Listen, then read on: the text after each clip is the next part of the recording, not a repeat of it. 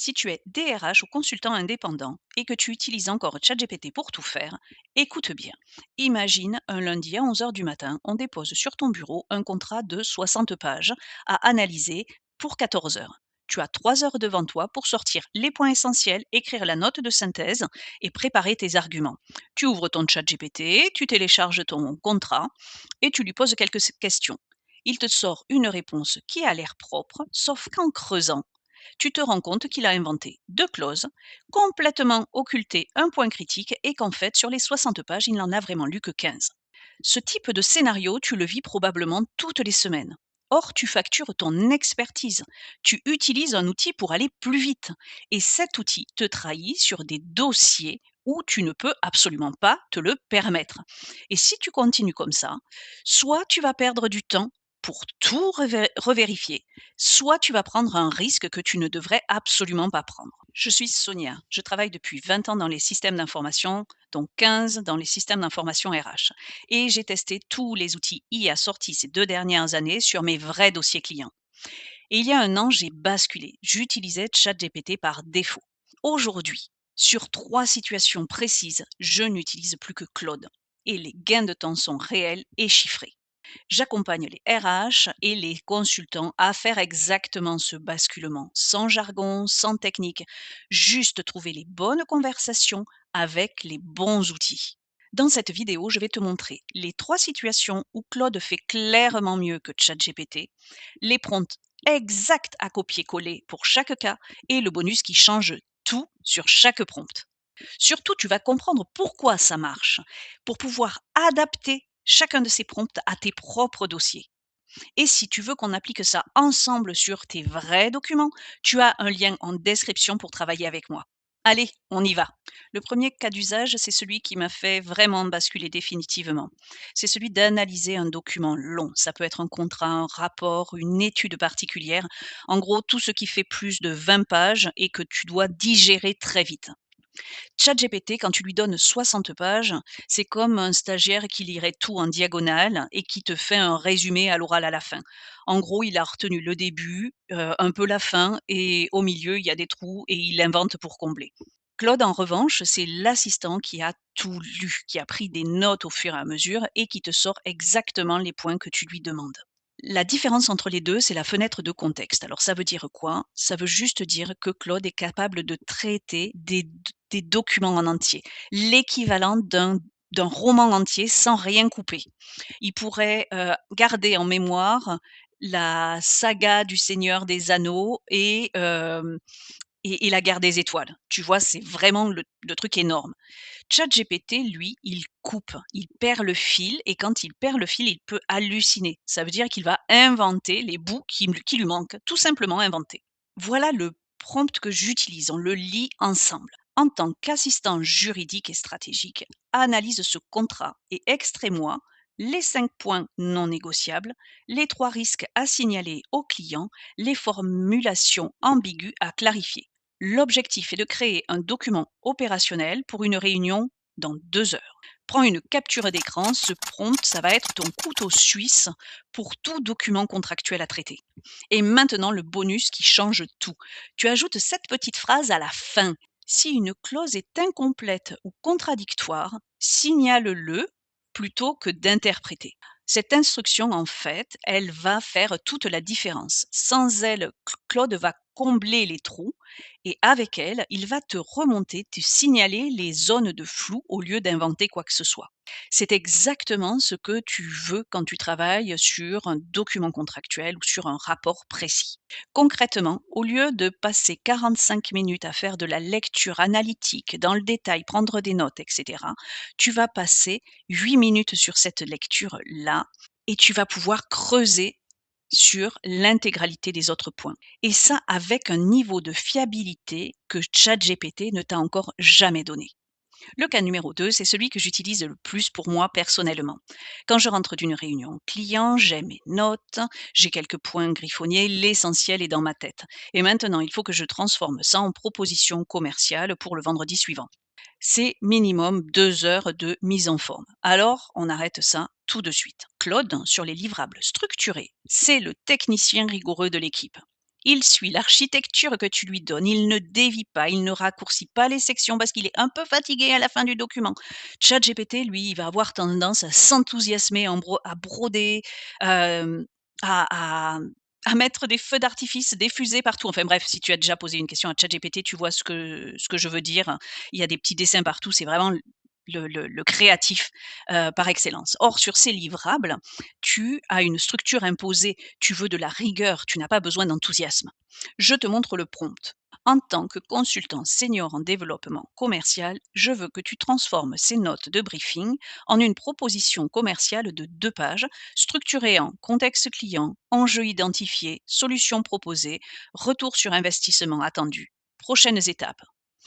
Pour créer un document prêt à envoyer à un décideur C-level.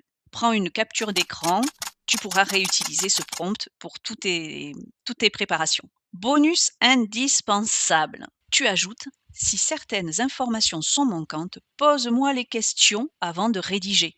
En fait, sans cette phrase, Claude va combler les vides. Peut-être qu'il tombera juste, néanmoins, il va inventer des informations. Et toi, tu veux pas qu'il invente, tu veux qu'il te pose la question.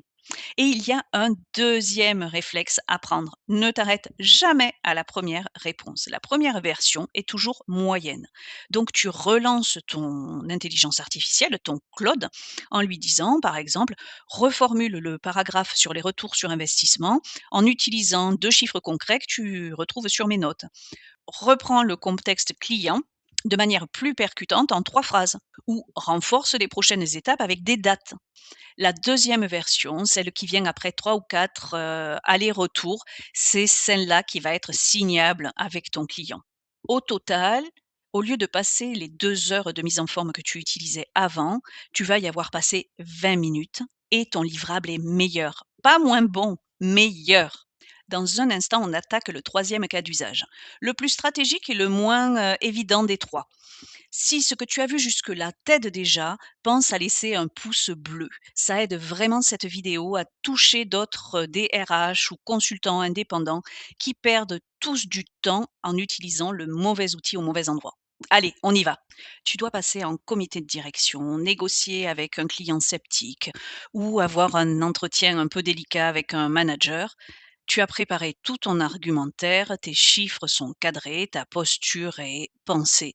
Mais est-ce que tu as vraiment anticipé tout ce qu'on pouvait te demander? Est-ce que tu as vraiment préparé toutes les réponses que l'on attend de toi?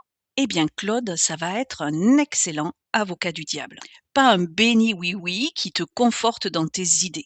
Ça peut être un interlocuteur qui prend la place, qui se met dans les chaussures de l'autre camp, qui va le faire sérieusement et qui peut te bousculer. Et c'est exactement ce qu'il te faut avant une réunion qui compte vraiment. Sur ce cas précis, Claude a un vrai avantage. Il a la capacité à tenir une contradiction structurée pendant plusieurs tours, plusieurs questions, plusieurs interactions avec lui. Il ne va pas lâcher sa posture après 2 échanges. Il va creuser. ChatGPT, lui, il va avoir tendance à s'assouplir très vite et à te donner raison très, très rapidement. Là, tu as besoin de plus de punch, tu as besoin d'un partenaire de boxe pour t'entraîner. Je te partage mon prompt. En tant que coach en négociation B2B, joue l'avocat du diable face à ma proposition ci-jointe. Liste les 5 objections les plus probables d'un décideur financier sceptique. Pour chacune, propose une réponse courte, factuelle et non défensive. L'objectif est de me préparer mentalement et d'étayer mon argumentaire avant un comité de direction, une réunion importante, donnez-lui du contexte. Je te laisse le temps de faire une petite capture d'écran. Le bonus qui rend ce prompt absolument redoutable, c'est qu'après sa réponse, tu vas lui poser cette question. Quelle objection je n'aurais pas anticipée? Et dans 8 cas sur 10, la réponse à cette question, c'est l'information la plus précieuse de toute ta conversation avec lui, celle qui t'évite de te faire surprendre en réunion. On a testé ce prompt avec Thomas, qui est consultant en stratégie et qui devait présenter son budget en comité de direction, un budget de 180 K, mais L'idée n'est pas là. Le truc, c'est que Claude lui a sorti 5 objections, plus une sixième qu'il n'avait pas anticipée et il a pu préparer l'intégralité de ses réponses, dont la question sur les coûts cachés de la maintenance à 3 ans. Donc il avait pu tout préparer, en fait et la réunion, s'est très bien passée et cette objection est bien entendu tombée. Il était prêt et le budget y passait. Concrètement, cette heure qu'on devrait passer à préparer sa ces réunions ou ces rendez-vous importants et qu'on ne prend pas en fait dans la vraie vie parce que, cette heure on l'a pas. En revanche, on peut la mettre dans 15 minutes de sparring partner avec Claude pour déjà passer en revue les objections principales, avoir une préparation de meilleure qualité parce que, eh bien, Claude ne ménage pas ses arguments. Avant de conclure, je voudrais préciser un point très important. Ces 3 cas d'usage ne marchent que si tu gardes la main sur ton expertise. Claude ne remplace pas ton jugement, il l'outille. C'est comme un GPS en fait. Il te propose le meilleur itinéraire à partir des données qu'il a, mais c'est toi qui conduis. C'est toi qui sais que ce quartier-là, la nuit, il est mal famé et t'as pas envie d'y aller. C'est toi qui sais que ce client-là, il aime pas les propositions en 5 sections parce que c'est beaucoup trop long. C'est toi qui sais que le codir de la semaine prochaine a un enjeu politique que Claude ne verra jamais. Ton expertise métier, ta connaissance de tes clients, ton flair, c'est ça que tu vends. C'est ce que Claude ne peut absolument pas faire à ta place.